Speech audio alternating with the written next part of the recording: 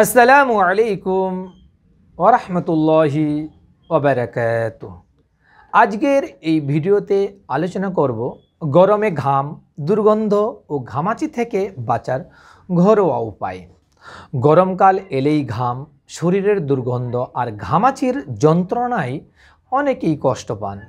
আজ আমি বলবো ঘরে বসেই কিভাবে আপনি ঘাম ও দুর্গন্ধ নিয়ন্ত্রণ করতে পারবেন সম্পূর্ণ ঘরোয়া ও নিরাপদ উপায়ে। আমি ডাক্তার শাহজামাল এবং আপনি দেখছেন শাহজামাল অফিসিয়াল স্বাস্থ্য টিপস। স্বাস্থ্য সম্পর্কে সহজ ও বিজ্ঞানসম্মত আলোচনা। গরমে ঘাম, দুর্গন্ধ ও ঘামাচি থেকে বাঁচার 8টি ঘরোয়া উপায়ের প্রথম উপায় বা 1 নম্বর উপায় হচ্ছে রোজ স্নান করুন বা গোসল করুন। বিশেষ করে সন্ধ্যায় একবার বাইরে থেকে ফিরে গায়ের ধুলো ও ব্যাকটেরিয়া ধুয়ে ফেলতে গোসল খুব গুরুত্বপূর্ণ। কুসুম গরম পানি ব্যবহার করলে আরও ভালো হয়। উপায় নম্বর 2, অ্যালোম বা ফিটকিরি ব্যবহার করুন। গোসলের পরে বগলের নিচে হালকা করে ফিটকিরির গুঁড়া লাগালে দুর্গন্ধ কমে। এটি প্রাকৃতিক অ্যান্টিসেপটিক। উপায় নম্বর 3, বেসন ও হলুদের প্যাক, প্রাকৃতিক ডিওডোরেন্ট। সপ্তাহে 2 দিন বেসন, হলুদ, গোলাপ জল মিশিয়ে বগলে লাগালে দুর্গন্ধ ও কালচে দাগ কমে।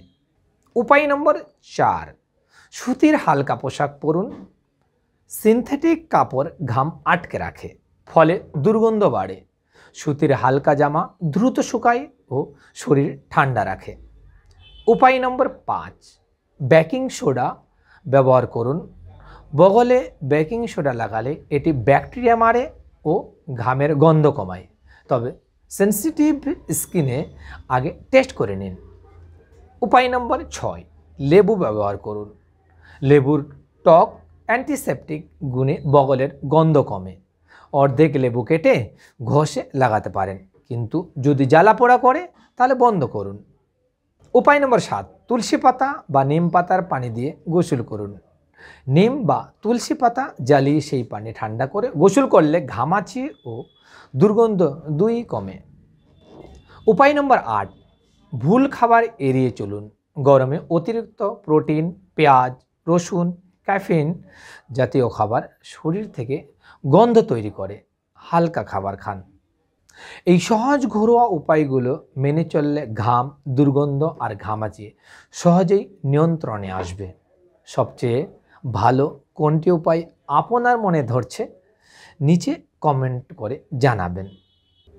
ভিডিওটি উপকারী মনে হলে লাইক দিন এবং স্বাস্থ্য বিষয়ক আরও পরামর্শ পেতে চ্যানেলটি সাবস্ক্রাইব করুন। তাহলে ভালো থাকুন, সুস্থ থাকুন এই কামনা করি।